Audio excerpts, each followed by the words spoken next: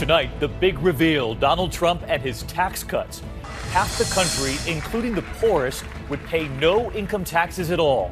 Some asking who will pay for it all. Trump's answer right here.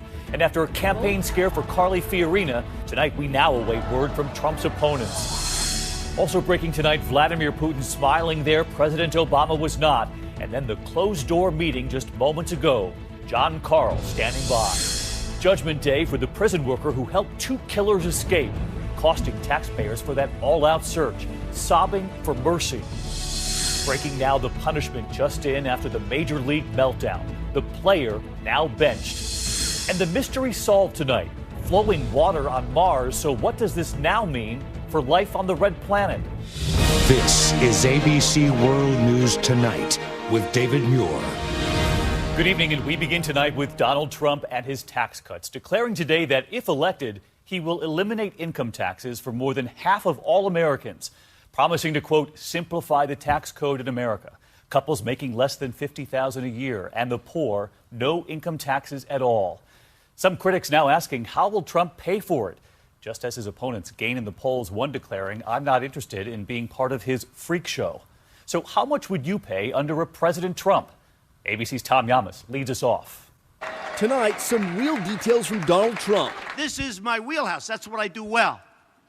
The economy is what I do well. Trump promising to eliminate income taxes entirely for more than half the country. Anyone making less than $25,000 and couples earning less than $50,000 would pay no taxes at all. Trump would also offer sweeping tax cuts for businesses, which he says will create jobs, and slash tax rates for the wealthiest Americans. And who does Trump want to pay for it all? Some of the richest people on Wall Street. Those are the hedge fund folks that I've been talking about for quite a while. They make a lot of money. Trump says they'll lose some of their tax deductions, and he'll also close other tax loopholes that benefit the rich. In other words, it's going to cost me a fortune, which is actually true. But does that part of the plan sound Republican? Trump asked about it on 60 Minutes. Well, I'm a pretty good Republican, but I will tell you this. I do have some differences. I don't want to have certain people on Wall Street get away with paying no tax. Defending himself again today. We're lowering taxes very substantially. We're simplifying, and we're getting rid of deductions that are actually obsolete. Trump's tax plan comes as his lead in the polls shrinks, and he faces new attacks from Senator Marco Rubio. I'm not interested in the back and forth to be a member or a part of his freak show. I asked Trump about Rubio's choice of words. Senator Rubio describes your campaign as a freak show. You take a lot of pride in your campaign. No, Senator, look, Senator Rubio is a lightweight. We understand that. He wouldn't be able to do this. He wouldn't know a trade deal from any other deal. Rubio had no comment today on Trump's tax plan, and neither did Carly Fiorina. Both candidates now on the rise. Last night, that scare for Fiorina, the curtains at her event crashing down around her. Fiorina walked away without a scratch. For her surging campaign, the show goes on. David, tonight, some prominent anti-tax crusaders praising the Trump plan, but Hillary Clinton blasting it, calling it a huge tax break for billionaires, and many wondering how Trump will pay for all of it. David? Tom Yamas leading us off again tonight. Thank you, Tom. We turn now to the high-stakes closed-door meeting taking place moments ago between President Obama and Russian President Vladimir Putin. It comes just hours after the two both spoke out on the world stage, dueling speeches before the UN. President Obama slamming Putin, and then this image, the two sharing the same table afterwards, separated only by the Secretary General, and much different facial expressions there, Putin the only one smiling, and then, of course, the awkward toast. So what could they be saying to each other right now in their first formal meeting in 2 years? ABC's chief White House correspondent Jonathan Karl. They're not known for their personal chemistry, but Obama and Putin did get together tonight for their first formal meeting in 2 years. The face-to-face was just hours after the two presidents went right at each other on the world stage. Obama slamming Russia's invasion of Crimea. We cannot stand by when the sovereignty and territorial integrity of a nation is flagrantly violated. And Vladimir Putin, who likes to play tough guy and literally flex his muscles back home, is now making a move in the Middle East, sending Russian military equipment and troops to support Syrian dictator Bashar al-Assad, who Putin said today is doing more to fight ISIS than the United States. No one, Putin said, but President Assad's armed forces and Kurdish militia are truly fighting terrorists in Syria. Obama says the opposite, that Assad, backed by Russia, is himself behind much of the terror. When a dictator slaughters tens of thousands of his own people, that is not just a matter of one nation's internal affairs. And John's with us now. President Obama has said he's willing to work with Russia on Syria, but as we all know, Putin supports Syrian President Assad, so doesn't this get very tricky here? It sure does, David. And look, the president said today he's willing to work with Russia, also willing to work with Iran on Syria. But both oppose ISIS and support Assad. And keep in mind, of the hundreds of thousands that have been killed in Syria, the overwhelming majority were killed by Assad's forces, and then they share the table today and the champagne. Yeah. It always makes for an awkward moment. John, thank you. We turn in the meantime to a dramatic day for that prison worker convicted of helping two killers escape. Joyce Mitchell breaking down, asking for mercy as a judge prepared to sentence her. Mitchell saying she made the biggest mistake of her life, mouthing the words, "I love you," to her husband as she was led out of court. ABC's Lindsay Janis now on the sentence. I'm sorry. Joyce Tilly Mitchell sobbing in court today, promising to wear an ankle bracelet for the rest of her life if she can go home to her family. I'm hoping you will have mercy on me. Your Honor, no words can explain how deeply sorry I am. The former prison tailor shop worker insisting she only helped two convicted murderers escape, smuggling them hacksaw blades hidden in hamburger meat because they threatened to kill her husband Lyle. I could not let anything happen to my husband and family. I love them all so much. The judge didn't buy it. Your husband's life would not have been more endangered by exposing the plot to escape. Lyle Mitchell today arriving at court standing by his wife, even after learning she may have been in on that alleged plot to kill him. What do you make of the reports that she was trying to have you killed? Today, Lyle Mitchell visibly upset as his wife was sentenced to up to 7 years behind bars. David, tonight, the district attorney says Mitchell got off easy. With good behavior, she could be out in just 2 years. David? Lindsay, thank you. We turn now to another punishment we learned about late today after that major league meltdown. Washington Nationals' possible MVP candidate Bryce Harper and teammate Jonathan Papelbon first arguing, then Papelbon grabbing him there by the throat before they were both pulled apart. And so ABC's David Wright tonight on the player now benched. Is his season over? Tonight, a major league brawl. Papelbon goes after him and bottom of the eighth, tie ball game. Bryce Harper pops out to left field and doesn't bother to run quickly to first. Something going on in the dugout. At the dugout, his teammate, relief pitcher Jonathan Papelbon, takes issue with that. And after a heated exchange, Papelbon attacks, grabs Harper's neck. MASN interviewed the players. It's like brothers fighting. That's what happened. The next day, you give each other a hug and you say, hey, look, I'm wrong, you're right. But the team evidently sees it differently. We've suspended Jonathan Papelbon for 4 games without pay. Earlier this season, Papelbon beamed Orioles third baseman Manny Machado. So Papelbon is out until next year. David Wright, ABC News, New York. David, thank you. We have new reporting tonight after that duck boat tragedy in Seattle. Tonight, state authorities have now suspended that company's tour operations. It comes after that duck boat slammed into a charter bus. 4 students were killed. Tonight, word a 5th student has now died. Now the NTSB reporting that duck boat did not have its axle repaired despite a warning 2 years ago. Federal investigators have said the vehicle's left front axle was sheared off. No word on whether the company that owns the duck boat ever received that warning. The Volkswagen scandal back in the news tonight. The world's largest automaker confessing to rigging software, cheating on emissions tests in 11 million vehicles. Tonight, prosecutors in Germany now launching a criminal investigation against Volkswagen's former CEO, who resigned in the wake of the scandal. He claims he had no knowledge of the deception. Now to the extreme weather here in this country tonight. Flash flood watches from Florida to Mississippi. 11 inches of rain in parts of the Gulf tonight. And the images coming in, this parking lot in Mobile, Alabama, underwater. In Mississippi, a man on a motorcycle plowing ahead. Well, now those storms marching north. D.C., Philly, Boston, and much of New England will get this. Chief Meteorologist Ginger Z tracking it all. Hey, Ginger. There are places, hey, David, there are places like Navarre, Florida, that have had already a foot of rain, and it's still raining along the Gulf Coast. We've got flash flood watches from Mobile all the way to Sarasota, Florida. That's through tomorrow morning. So it'll pool up some of that tropical moisture, then transports and hits the cold front that's coming to the mid-Atlantic and Northeast. Timing here, Tuesday night through early Wednesday morning. So we take the futurecast and bring you right to drive time, 6 a.m. Wednesday. Very heavy, Poconos, Adirondacks, and you can see where the heaviest rain will fall, 3 to 4 inches in that interior New England, that yellow swath. So the drive to work Wednesday morning going to be tough. Correct. Ginger, thank you. Another storm we're also tracking tonight. As you know, Typhoon Juan is seen from space, churning in the South Pacific tonight, slamming Taiwan. Images of the destruction coming in, blankets of rain, trees bending in the wind.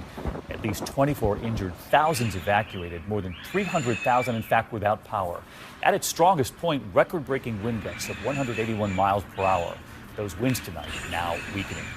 Back here at home into Alaska, a major reversal from Shell, announcing they will stop drilling off the coast of Alaska, saying they did not find enough oil to justify going forward. Shell's decision to drill in Alaska was controversial in part because of environmental concerns. Tonight, many environmentalists declaring victory. We turn now to Pope Francis, back home tonight after that history-making trip to the U.S. And this image tonight, this was the Pope circling the Statue of Liberty on his way out of New York City, making history even on the plane back to Rome after meeting with victims of sexual abuse, acknowledging on that plane for the first time some bishops covered it up, saying, quote, they are guilty. ABC's chief foreign correspondent Terry Moran was on that plane where the Pope also revealed what he thought of each of the 3 U.S. cities he visited. A final blessing from Pope Francis, off for Rome aboard Shepherd 1. After takeoff, a papal press conference on board. Francis was asked what did he think of the United States after his first visit. What surprised me was the warmth of the people. So lovable, he said. And then his specific impression. In Washington, the welcome was warm, but more formal, he recalled. New York? But New York, exuberant, he said. And Philadelphia was very demonstrative. And on the painful subject of the sex abuse scandal in the church, Francis became the first pope to admit that some bishops must be held accountable too. Sono colpevoli. Those who covered this up are guilty, he said, even some bishops. It's the Pope! Throughout his American journey, he was the Pope of surprises, trusting his instincts and ours. Terry Moran, ABC News, Rome. Terry, thank you. And now to the economy here tonight, and a milestone for Apple, selling 13 million iPhones, the iPhone 6S and 6S Plus, in the first 72 hours. That's a new record. Experts say largely thanks to China, because for the first time, China was invited to buy during the opening weekend. But despite the good news, Apple stock still taking a hit today as all of Wall Street tumbled. The Dow closing down more than 312 points over signs of a coming interest rate hike and a slowdown in China.